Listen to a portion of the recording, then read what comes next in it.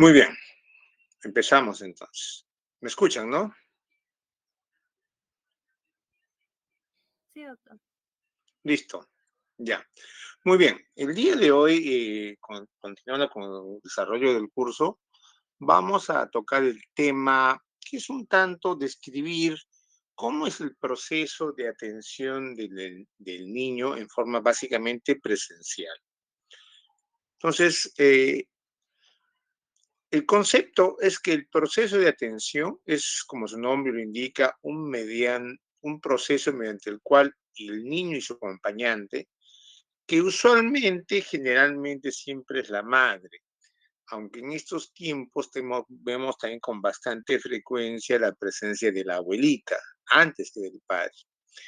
Tienen contacto con los diversos trabajadores de salud, pasando por varios ambientes del establecimiento para aplicarle teóricamente una serie ordenado de procedimientos técnicos y administrativos. Vale decir, es un procedimiento no solamente asistencial, ya que como nos va a dar cuenta, implica algunas actividades de índole administrativo. La siguiente, por favor, el concepto, la siguiente. En líneas generales, ¿qué debe caracterizar la prestación del servicio? En primer lugar, una atención integral. ¿Qué cosa es la atención integral? Es focalizar, es centrar la atención no solamente por el motivo principal de la queja del niño, sino todos los problemas de salud que pudieran intervenir como determinantes en el estado de salud del niño o del acompañante. Por ejemplo, si nosotros vemos a un niño, estamos frente a un niño cuyo síntoma principal son diarrea y vómitos, revisamos la historia y nos damos cuenta que es el tercer episodio en lo que va del año, pese a que recién estamos marzo. Entonces, automáticamente nosotros podemos deducir que hay serios problemas probablemente en el aspecto higiénico dietético del niño. Probablemente, si le preguntamos y ahondamos a la madre y le preguntamos, por ejemplo, ¿y tiene usted servicio de agua potable? Nos va a contar que no, que ellos hacen acopio de agua y el agua se la dejan en tancadas cada 15 días. Entonces, de nada va a servir que nosotros enfoquemos a cuidar y tratar el proceso de la enfermedad diarreica que lo acusa en ese momento al niño, si no controlamos el problema del saneamiento básico. Vale decir, no nos aseguramos que ese niño, como toda la familia, tengan acceso a agua segura. Entonces, obviamente, para solucionar el problema de agua segura ya se va a requerir la presencia de otros actores sociales, del municipio local, regional, etcétera, etcétera. Entonces, a eso nos vamos a referir con la atención integral. La oportunidad de la atención se refiere al tiempo que nos vamos a demorar, al tiempo en que vamos a atender a un niño. Si un niño viene con diarrea y con vómitos, no, probablemente no será muy oportuno si es que ese niño nosotros, si viene a las 8 de la mañana, lo estamos atendiendo a las 12 del día.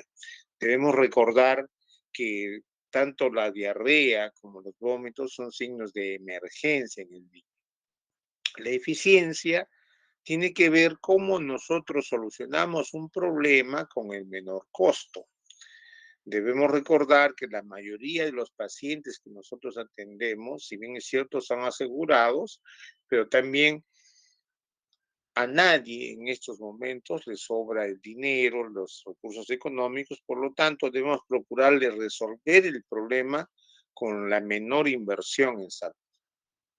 La calidad de la atención, ya me imagino que ustedes tienen un concepto, la calidad tiene que ver con una serie de parámetros que van más allá de las condiciones técnicas del profesional que lo atiende, vale decir, la eficiencia técnica, tiene que ver con el buen trato, tiene que ver con una adecuada infraestructura, tiene que ver con un enfoque más integral y también la disponibilidad de todos los recursos para atender a ese paciente.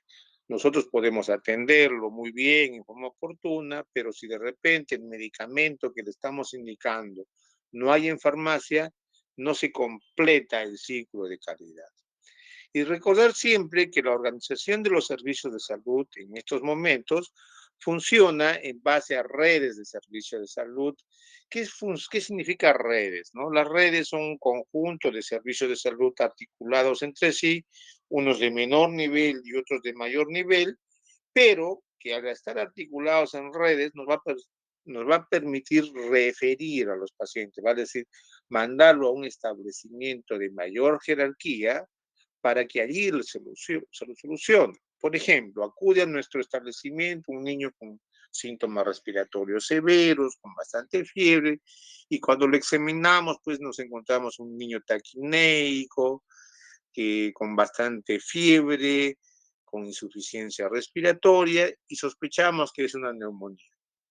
Obviamente, un niño en una neumonía, en un centro de salud, en un puesto de salud, no podemos, mejor dicho, podríamos, pero no debemos tratar de solucionarlo, ya que en cualquier momento se nos complica, debe ser referido a un establecimiento de mayor poder de solución, que en este caso sería el hospital. Esa organización en redes nos va a permitir asegurarle la continuidad de la atención a ese niño. Pero supongamos que este mismo niño acude al hospital, le toman una plaquita y se dan cuenta que aparte de la neumonía, de repente tiene un quiste por hidatidosis que está haciendo una sobreinfección y necesita una operación. Y por las características del niño no puede, y por no existir el profesional especialista en cirugía de tórax, no puede ser intervenido en nuestra ciudad, requiere ser evacuado a Arequipa o a Lima. Entonces, al estar articulados el sistema de redes, tenemos que asegurarle la continuidad de la atención. Por lo tanto, ese niño es referido a Lima o Arequipa y es nuestra obligación continuar con la garantía de que ese niño, independientemente de dónde esté, en el centro de salud, en el hospital regional o un hospital nacional, reciba la atención oportuna. Esas deben ser las características en la prestación de la atención. La siguiente, por favor. De igual manera, debemos recordar que en estos momentos, más que antes, pues, existe un empoderamiento ciudadano en diferentes áreas, ¿no? Todos los ciudadanos ahora reclaman sus derechos. Y efectivamente, pues, los ciudadanos tienen derecho. ¿Derecho a qué tienen los ciudadanos y nuestros usuarios, no? En primer lugar, acceder al tratamiento completo. Pero tratamiento completo de acuerdo también al nivel de resolución de cada establecimiento.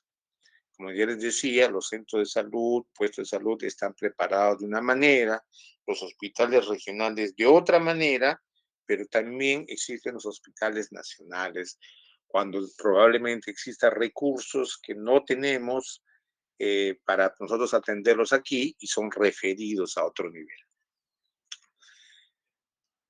Tiene derecho el paciente al respeto, la dignidad, la privacidad y confidencialidad de la información.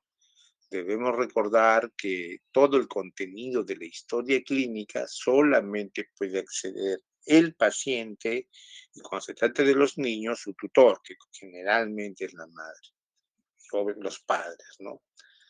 Conocer la identidad de la persona que lo está tratando, o sea, de los profesionales que lo estamos tratando. Por eso es que ahora el uso del photocheck es prácticamente obligatorio en los profesionales de la salud. A su seguridad personal, a la información y comunicación respecto a su estado de salud. Según la Ley General de Salud, por ejemplo, nos dice que los servicios de salud deben dar por lo menos 3 veces al día la información correspondiente respecto al estado de salud de los pacientes. También tiene derecho al consentimiento informado cuando se le va a realizar algún proceso, alguna actividad, Este consentimiento informado consiste en explicarle los efectos positivos, pero también las probables consecuencias negativas y complicaciones que pudiera tener si es que, obviamente, Dios no quiera, se complique el procedimiento. Y que recién en esa condición, en este caso los padres van a firmar el consentimiento informado. Tienen derecho a las consultas e interconsultas que sean necesarias y finalmente tienen derecho también a la denegación del tratamiento, vale decir, a negar el tratamiento. Cuando el paciente o el padre se niega al tratamiento, es nuestra obligación como profesionales de la salud consignar esta denegación en la historia clínica. ¿Por qué? Porque consignado y obviamente esta negación firmada por el padre, en estos casos por los padres, nos van a exonerar de una probable responsabilidad, ya que son ellos los que se niegan a recibir el tratamiento. La siguiente, por favor. Así también tienen algunas responsabilidades, ¿no? Sus responsabilidades está tanto de ellos como de los padres, suministrar toda la información necesaria que el profesional de la salud crea necesaria. De igual manera, al cumplimiento de todas las instrucciones e indicaciones médicas. En el caso de la denegación del tratamiento, tienen la responsabilidad de firmar la debida exoneración de responsabilidad. Esta exoneración de responsabilidad tiene que estar consignada en la historia clínica. Tiene que tener el paciente también respeto y consideración para con los demás y el cumplimiento de las normas y reglamentos administrativos de los hospitales, de los centros de salud. Por ejemplo, lo más común es el cumplimiento de los horarios de visita, el cumplimiento de la prohibición de llevarles alimentación complementaria o cualquier otro tipo de alimentos. Esas son las responsabilidades de los pacientes o de los tutores. La siguiente, por favor. ¿Qué fases tenemos nosotros durante el proceso de atención del niño? En primer lugar, hay una fase de captación, de admisión, de triaje, fase de atención y fase de salida. La fase de captación, como su nombre lo indica, es la forma en que el niño llega al establecimiento de salud, al servicio de salud. El niño puede llegar directamente como consultante, acompañado de su madre u otro familiar, padre y abuelitos generalmente, pero a veces es el niño que llega como acompañante de la madre, ¿no? La madre la que está acudiendo, por ejemplo, a su control de embarazo, a su control de gestación, y nosotros evidencia durante su estadía en el establecimiento que el niño está, por decir, con vómitos y diarrea. Entonces, en este caso, tiene que ser captado inmediatamente el niño, por los motivos que les dije, ¿no? El vómito y la diarrea son signos de emergencia. En otras ocasiones, puede estar referido por el promotor de la comunidad, promotores o agentes de salud, y últimamente se está produciendo, va con bastante frecuencia cada vez más, la captación virtual vía telefónica. La fase de admisión. La fase de admisión es una fase netamente administrativa. Consiste en que el familiar del niño solicita la atención en el área de admisión. ¿Para qué? Para poder sacar la historia clínica. Debemos recordar que la historia clínica es el único documento oficial donde debe constar la atención y los procedimientos que se le haga al niño. Y a este servicio de admisión, tanto como de triaje, debe estar en la capacidad de reconocer en una emergencia para una correcta y oportuna admisión. Admisión y triaje son dos puntos claves que generalmente son menospreciados en los servicios de salud, pero que cada vez está cobrando más auge. Por ejemplo, en el área de triaje, en los grandes hospitales, ya no está a cargo de profesionales técnicos, sino básicamente de profesionales médicos, inclusive. De igual manera, en este servicio de admisión se va a, de ser necesario, se va a una fase que es la fase donde se va a proceder a la cancelación de los servicios, vale decir, si es que el niño no tiene seguro integral de salud, tiene que abonar por el precio de la consulta. Una vez que ya tenemos la historia del niño, pasa a la fase de triaje. La fase de triaje tiene por objetivos fundamentales básicamente dos, ¿no? Primero, el control de funciones vitales para poner en evidencia algún signo de gravedad o emergencia. Si es que este signo de gravedad o emergencia, inmediatamente pasa al área de emergencia. De igual manera, si el profesional de la salud identifica alguna patología que requiera atención de emergencia, es derivado, como les decía, al área de emergencia. Por eso es que cada vez más esta fase de triaje ya no está a cargo solamente del personal técnico como era anteriormente, sino básicamente profesionales de la salud, y en los grandes hospitales grandes, está a cargo de profesionales médicos.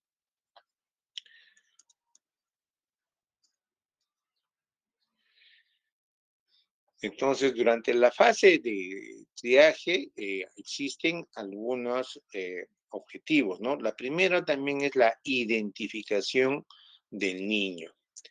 ¿Por qué identificar al niño adecuadamente? Porque aunque no lo crean, a veces existen madres que por acceder a una atención gratuita, tanto en la Seguridad Social o del SIS, cambian a los niños.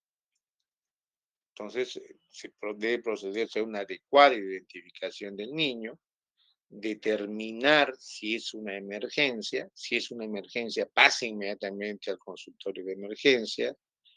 Si es una consulta simple o de control, tendrá que esperar para pasar en su momento al consultorio médico. Identificar signos de alarma, y si empieza a presentar signos de alarma, por ejemplo, temperatura superior a 39 grados, inmediatamente implementar los mecanismos de control. Por ejemplo, en triaje, ¿qué le hacen? Inmediatamente le aplican paños de agua fría, agua helada.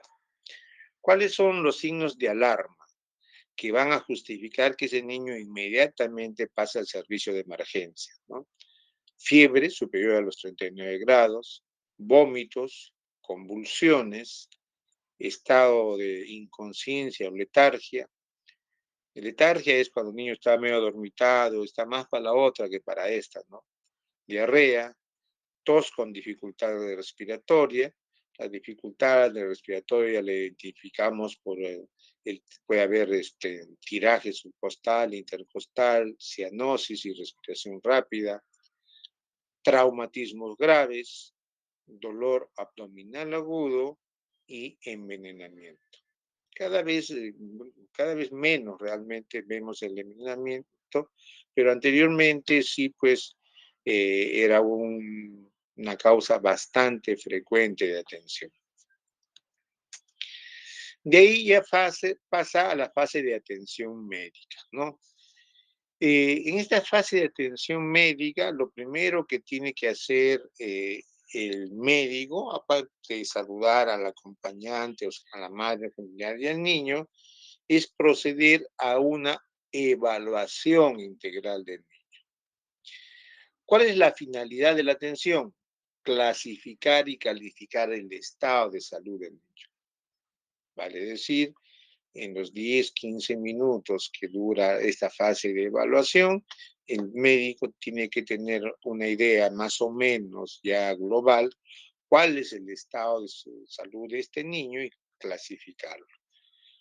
¿Para qué cosa? Brindar la terapia requerida según el enfoque de atención integral del niño y cuando no, pues proceder a referir el niño a otro establecimiento de mayor nivel de atención.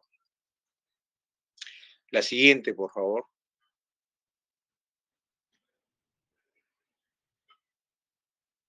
La siguiente, hablamos de esto. La siguiente, hace atención. La siguiente, por favor. Ahí no, por favor. En la atención ambulatoria, ¿quiénes reciben atención integral básica? Vale decir, quienes ameritan ser tratados en consultorio externo. Todos los niños sanos que vienen por su control. Ustedes saben que un niño debe ser evaluado por lo menos 6 veces al año por profesionales de la salud. De igual manera, todo niño enfermo debe regresar a las 72 horas para su control. Este control tiene como objetivo evaluar, valorar cómo está la evaluación de la patología que lo aquejó la primera vez. De igual manera, tenemos la obligación de atender en la consulta externa a los niños referidos de establecimientos de menor nivel de atención. En el caso de los centros de salud, puestos de salud. Y también puede recibir todos los niños sanos que vienen como acompañantes. Estos acompañantes, como les había mencionado, son los que realmente vienen por algún motivo a los servicios de salud y deberíamos nosotros aprovechar la oportunidad para atender a esos niños, porque probablemente no la madre o el padre no los vuelvan a traer. En otras palabras, vamos a aprovechar la oportunidad de que el niño está en el servicio de salud para poderlo atender. ¿En qué consiste la atención integral básica del niño, no? En primer lugar, como les decía, descartar todos los signos de alarma, la evaluación y el manejo global del niño enfermo. Como les decía, ahí está el diagnóstico, la clasificación de la patología e iniciar la terapia que vea por conveniente el médico tratante y paralelamente hacerle una evaluación de control de crecimiento y desarrollo. En otras palabras, ver si el niño está evolucionando tanto psicológicamente como anatómicamente, peso y talla, respecto a su edad cronológica. La siguiente, por favor. Durante el proceso en sí de la atención, el médico empieza por el interrogatorio, que generalmente es a la madre. Si el niño ya puede expresarse, probablemente solamente no responderá con monosílabos, sino un examen físico. El examen físico, según las normas de semiología, debe hacerse con el niño totalmente desnudo. Sin embargo, acá ya pues entrará el criterio profesional, ¿no? Para ver en qué condiciones es necesario hacerlo de esa forma, ya que nuestro invierno aquí en nuestra ciudad a veces es demasiado crudo y hacerle un examen en forma totalmente desnudo, pues probablemente estemos exponiendo a ese. Igualmente, evaluar la necesidad, el requerimiento de procedimientos auxiliares, que generalmente son de dos tipos, ¿no? De ayuda diagnóstica por imágenes, vale decir radiografías, tomografías, ecografías, o de exámenes laboratoriales, ¿no? Exámenes de laboratorio, ¿no? Mínimo una hemoglobina, un hemograma, examen completo de orina, de acuerdo a la sospecha diagnóstica de profesional médico. En algunos casos puede no requerir nada y solamente la evaluación y seguimiento del paciente. ¿Por qué? Porque de repente, como suele suceder algunas veces, no tenemos muy claro todavía cuál es el probable diagnóstico del niño y la mejor conducta, el expectante, seguimiento y control.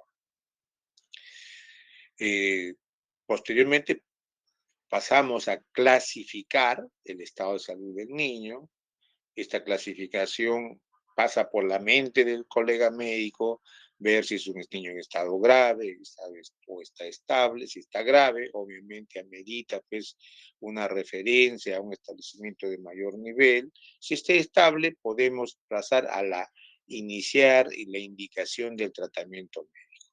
En el tratamiento médico debemos siempre recordar, pues, que asegurarnos que la madre haya comprendido realmente cómo vamos a indicarle la medicación. Para eso es importante utilizar un lenguaje apropiado que esté de acuerdo al nivel cultural de la madre. Si nosotros identificamos que la madre tiene un bajo nivel cultural, no debemos utilizar, eh, la siguiente, por favor, no debemos utilizar un lenguaje demasiado complicado. Finalmente, la consejería, el registro de las patologías, el interrogatorio. El interrogatorio, aunque les parezca mentira, a veces no sabemos nosotros preguntarle a la madre. Siempre es bueno recordar que la madre que nos cuente, que nos diga, en otras palabras, como una especie de novela, qué está pasando con la salud del niño, ¿no? Desde el último momento que ella lo vio que estaba sano, ¿no? Generalmente las madres tienden a exagerar, ¿no? Pero por eso es bueno preguntarle, ¿cuándo fue la última vez que su niño estuvo sano? Hace 2 días, hace 2, 3 días. Porque resulta que a veces cuando hacemos el interrogatorio de esa forma, resulta que el niño ya tiene tos como hace una semana, ¿no? Pero como empezó a vomitar, la madre dice, no, se me ha puesto mal desde hoy día, pues, ¿no? Entonces es bueno mantener siempre un orden cronológico de las preguntas. Debemos tratar de ganarnos la confianza de la madre, ¿no? A través del saludo y felicitarla por la decisión de traer al niño, ¿no? Siempre es aconsejable que la madre o los tutores acudan con el carnet del niño sano, ¿no? Todos los niños en estos momentos tienen su niño sano. ¿Para qué nos sirve el carnet del niño sano? Para verificar en él cómo está yendo la evolución del crecimiento y desarrollo del niño. La siguiente, por favor.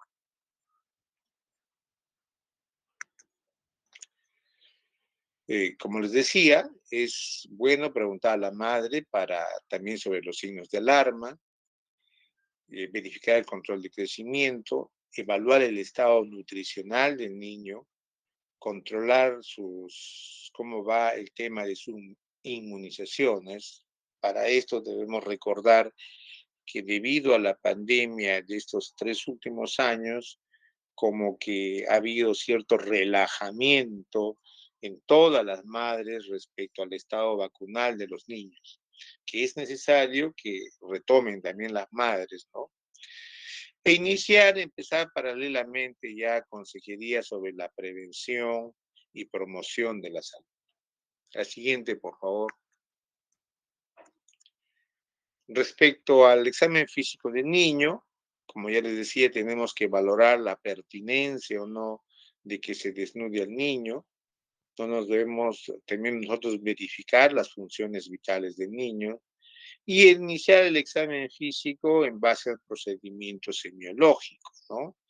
Utilizando todas las metodologías semiológicas, focalizadas principalmente en un examen regional de la principal queja del niño.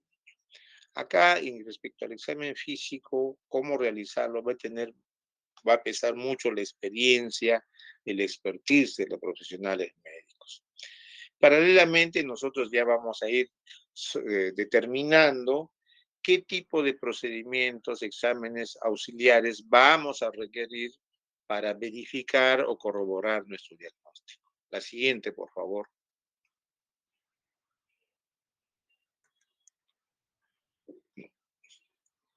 Para la clasificación del niño ya es necesario que nosotros hagamos nuestro esquema mental, ordenando los segundos signos y síntomas, para lo cual siempre va a ser importante empezar a manejar, en primer lugar, el manejo sindrómico del niño, ¿no? Clasificarlo por síndromes. Y después de haberlo clasificado por síndromes, identificar su estado de salud, valorar su estado de salud, si es grave o está estable o es un problema leve, empezar a tratar de discernir ya el diagnóstico más fino. Entonces, vamos de un manejo sindrómico a un manejo patológico ya más específico. La siguiente, por favor.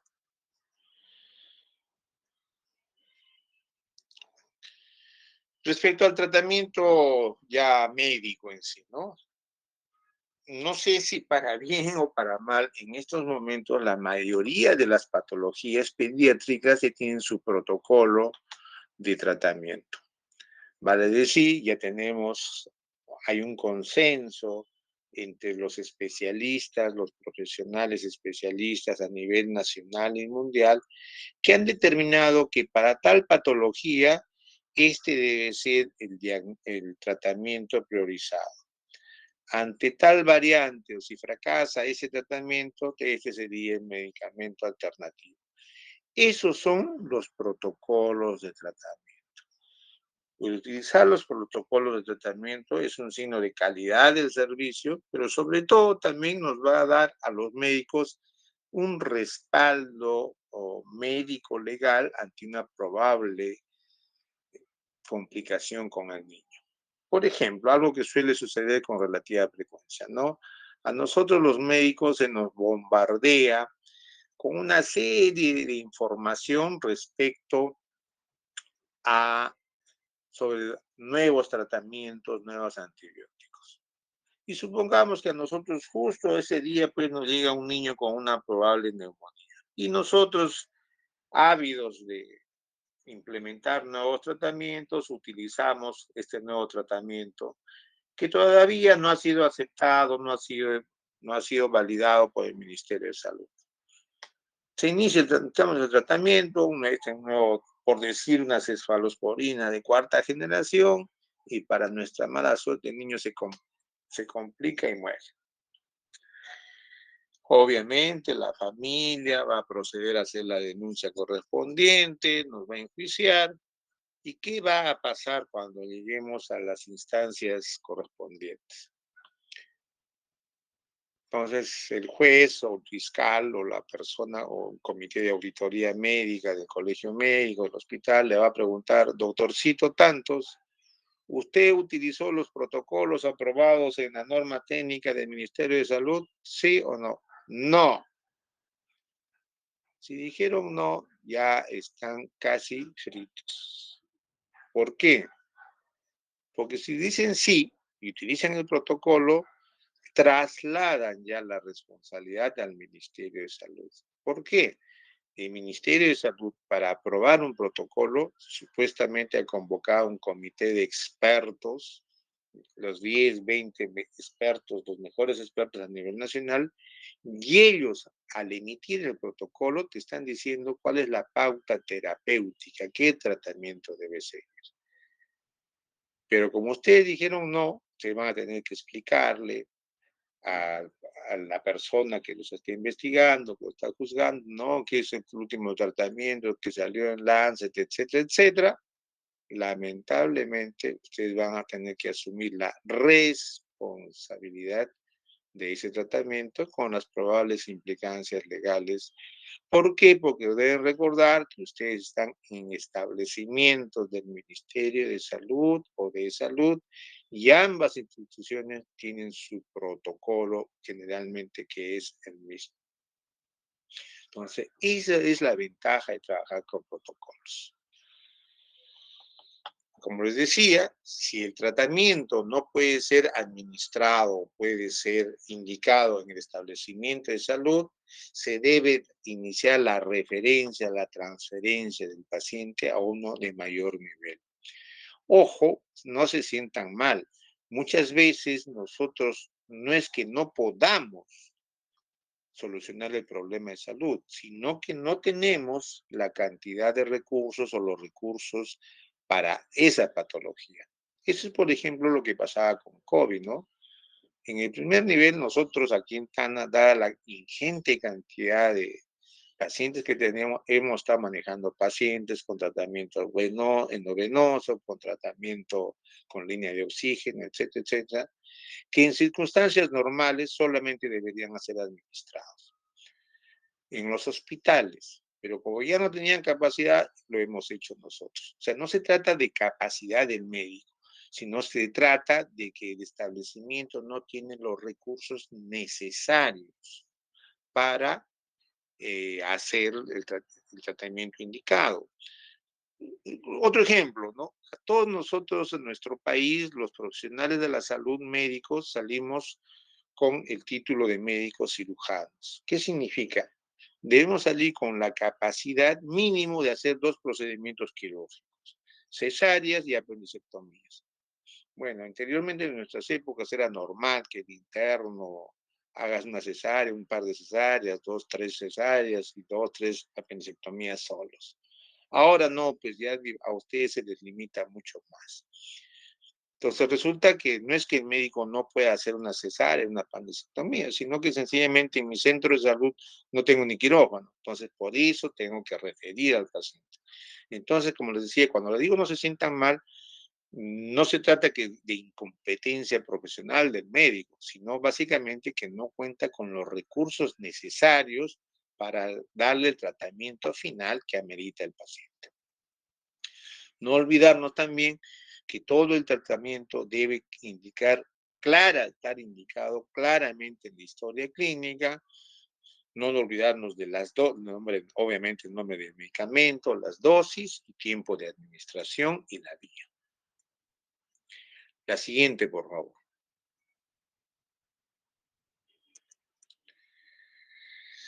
No olvidemos que en el niño el tratamiento tiene 3 dimensiones, ¿no? Médico biológico, que es generalmente a veces el que nos limitamos, o también no descuidemos el aspecto psicológico y social. Los niños, a diferencia de los adultos, socializan en forma mucho más rápida que el adulto, ¿no? Por eso es que se habla también de una terapia integral, que debe estar complementada con la terapia medicamentosa. El niño también se recupera rápidamente, a diferencia de los adultos. Por lo tanto, también debemos tener en cuenta las indicaciones generales, ¿no? Lo primero que le va a preguntar la madre es, bueno, ¿necesita descanso en cama o no descansa? Punto número uno. ¿Puede ir al colegio? No puede ir al colegio. ¿Es necesario que esté aislado en la casa, que tenga sus propios cubiertos? Sí o no. ¿Cuándo puede reintegrarse al colegio? Entonces, todas esas preguntas tenemos que absolverle, tenemos que indicarle claramente a la madre. No solamente, entonces, indicarle el aspecto biológico, ¿no? También no nos olvidemos del aspecto psicosocial, ¿no? Y los cuidados generales del niño. La siguiente, por favor.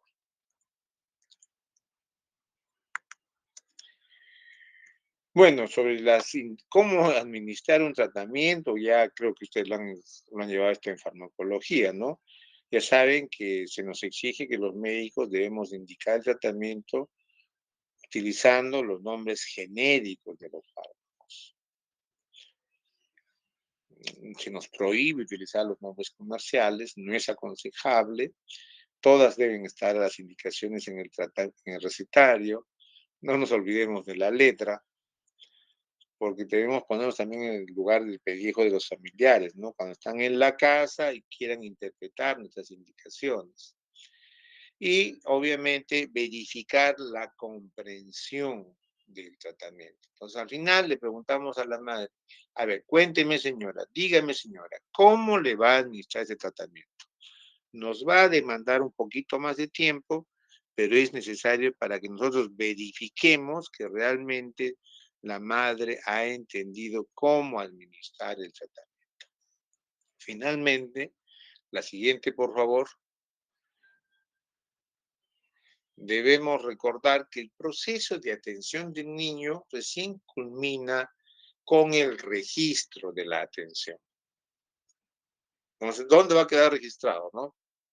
Por un lado, en la historia clínica, debemos completar, no nos olviden de colocar su firma y sello en la hoja de atención, eso es importantísimo, firma y sello, y paralelamente registrar la atención en el registro diario del GIS para los establecimientos del Ministerio de Salud, o ahora ya se está implementando también las historias clínicas electrónicas. En el Seguro Social, básicamente, está manejando las historias clínicas electrónicas. Entonces, recién ahí termina el proceso de atención del niño. Finalmente, recordar que existe también una atención de emergencia, ¿no? ¿Qué pasa si el niño presenta signos de emergencia en triaje, ¿no? Entonces, la atención de emergencia obviamente debe ser una prioridad para todo el personal de salud. El médico debe desarrollar un interrogatorio rápido, un examen físico general y regional, proceder a estabilizar al niño en base a un enfoque sindrómico y solicitar los exámenes auxiliares de acuerdo a su nivel de complejidad. Debemos recordar que el objetivo de cualquier servicio de emergencia no es solucionar el problema final del niño, sino estabilizarlo. Una vez estabilizado, ya procedemos a ver si es que lo podemos seguir tratando en el establecimiento de salud o vamos a requerir referirlo a este establecimiento de mayor complejidad. Pero lo primero es estabilizar al niño. Paralelamente, psicológicamente, tenemos que ir tranquilizando a los familiares. ¿Qué otro tipo de atención, no? Obviamente, la atención del niño con movilidad no grave. Atención en algunos establecimientos ya tenemos internamiento. Siempre todos con el enfoque de atención integral. La siguiente, por favor. La siguiente. La siguiente. Finalmente, debemos recordar que todo proceso de salud y de enfermedad termina de tres formas, ¿no? O el paciente se cura, queda con alguna secuela o lamentablemente fallece. Para evitar que esto último, no nos olvidemos que siempre al niño debemos verlo por lo menos 2 veces, ¿no? El primer día que vino por su patología y a los 48 o 72 horas para valorar su control. Una vez que el niño es examinado, vamos a ver si es que va a ser necesaria una referencia, le damos de alta o lo citamos para un control y seguimiento. Control y seguimiento actualmente se puede delegar a otros profesionales de la salud porque no alcanzan las manos de los médicos e inclusive puede hacerse en sus domicilios o de manera virtual. No nos olvidemos que ya en la telemedicina, el teletrabajo ha llegado para quedarse. La siguiente, por favor.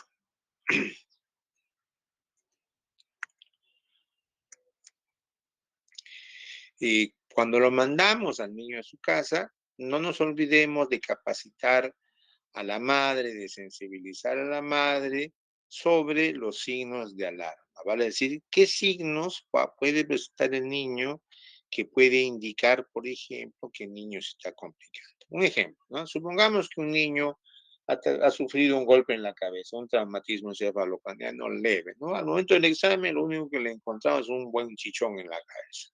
Pues el niño en ese momento está bien. Entonces, ¿qué hacemos nosotros?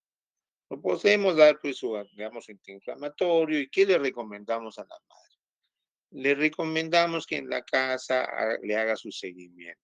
Le decimos, ¿sabe qué, señora? Si su niño empieza a presentar vómitos explosivos, vale decir, de un momento a otro, empieza a expulsar violentamente, sin náuseas.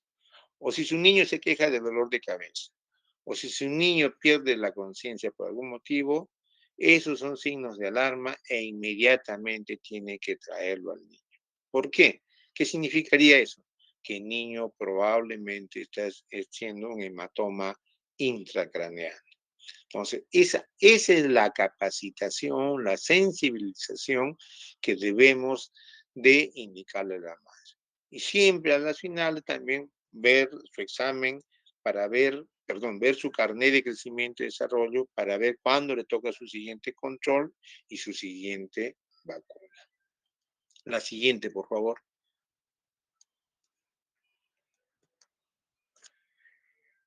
Respecto al seguimiento, es importante ver el tema de la alimentación.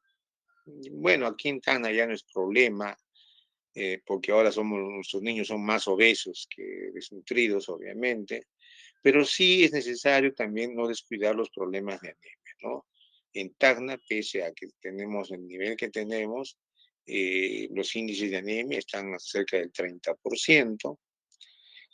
Verificar, como decía, su estado de desarrollo, si el peso o la talla corresponde a la edad, y programar visitas domiciliarias. Generalmente el seguimiento lo delegamos al servicio de enfermería. ¿Sabes qué? Le pasan la voz a la enfermería, por si acaso tengo un niño que ha estado con un diarrea y que le falta tal vacuna o le falta su control de los 6 meses, ¿no? Entonces, ese seguimiento nosotros podemos indicarlo también. La siguiente, por favor. No recordarse ahora que más que nunca, pues ya también hay atención virtual. Para la atención virtual nos estamos valiendo de la telemedicina, ¿no? Como les decía, ya la telemedicina ha llegado para quedarse en nuestro país. Si bien es cierto, cobró un auge inesperado durante la pandemia, ya prácticamente todos los establecimientos están trabajando con telemedicina. Sin embargo, recordar pues que esta atención virtual solamente es útil en determinadas patologías y en determinadas condiciones, ya que lo ideal no es solamente la llamada telefónica, ¿no? Sino lo ideal es por lo menos una videollamada, una videoconferencia, una videoatención. Paralelamente a esto, que requiere que se acondicionen algunos procesos, algunas actividades dentro de los establecimientos de salud. Por ejemplo, si el médico por telemedicina está indicando alguna radiografía y sobre todo cómo va a ser con la receta, ¿no? Entonces la receta también va a ser virtual y esa receta también tiene que llegar a farmacia. Entonces resulta que ya no solamente estamos enlazados nosotros, sino ya estamos enlazando a rayos X, estamos enlazando a farmacia. Eso requiere pues algunos acondicionamientos especiales, ¿no? De tal suerte que después de la teleconsulta, la madre pueda ir directamente a farmacia a recoger los medicamentos para su niño. Esto está en pleno proceso de implementación en todos los servicios de salud aquí en Tacna. Es parte del proceso de atención del niño en estos momentos. La siguiente, por favor. La siguiente, por favor. Finalmente, recordarles que pese al desarrollo de la medicina, al desarrollo de los sistemas de salud, cuya fragilidad ha quedado en evidencia con la última pandemia, siempre los grupos vulnerables van a seguir siendo los niños y los adultos mayores. Y probablemente los niños sean los más desprotegidos y sobre todo las de mayor priorización. ¿Por qué? Porque se trata de cuestión de expectativa de vida, ¿no? Un niño, debemos recordar que tiene toda una vida por delante, 70 años promedio en nuestro país. Entonces es mucho realmente lo que podemos aportar nosotros con una buena atención hacia el niño. Muy bien. Si vean, chicos, alguna pregunta, comentario al respecto?